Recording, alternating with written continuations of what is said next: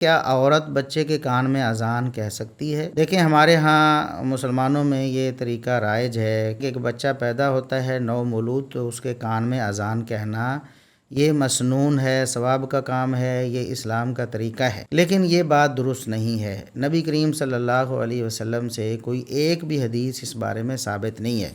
جامع ترمذی میں جو روایت ہے سیدنا حسن رضی اللہ عنہ کے کان میں، یا دیگر روایات میں حسین رضی اللہ عنہ کے بھی کان میں اذان دینے کی بات، تو ایسا کچھ بھی رسول اکرم صلی اللہ علیہ وسلم سے ثابت نہیں ہے۔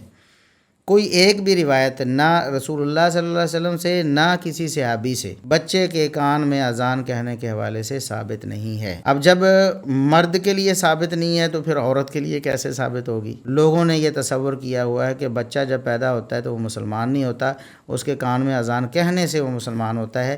یہ انتہائی غلط نظریہ ہے، رسول اللہ صلی اللہ علیہ وسلم کے صریح فرامین کے خلاف ہے۔